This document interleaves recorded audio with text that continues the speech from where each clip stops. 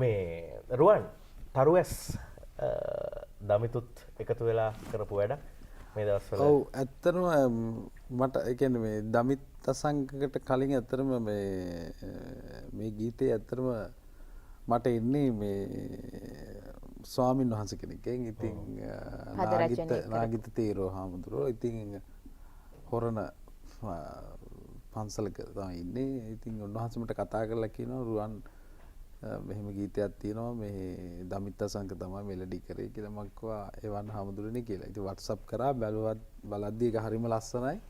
වචනත් එක්ක ඊට පස්සේ සංගීත අපි අජිත් පෙරේරා කියලා සහෝදරෙක් සංජීව අජිත් පෙරේරා. ඉතින් ඌව යොදාගෙන ලස්සනට වැඩේ කරා. ඉතින් ඒක ලිරික්ස් වීඩියෝ එකක් තමයි කරේ. මම හිතනවා ගොඩාක් අර YouTube එකේ ගිහිලා නැමුත් ඒ ආරයට කැමති පිරිසක් ඉන්නවනේ. ඉතින් අර මේක ට්‍රෙන්ඩින් ඇවිල්ලා ලොකු එකක් වෙන්න ඕනේ නෑ මට ඒ ගීතෙන්. මට ඒ ගීතේ උනේ කියන්නේ මම නොකරපු ගීතයක්. ඒ කියන්නේ මමත් ආස කරපු තනුවක්. ඉතින් ඒ වගේ සින්දු අහන පිරිසක් ඉන්නවනේ. එයාලා වෙනුවෙන් විතරයි මම මේක කරේ.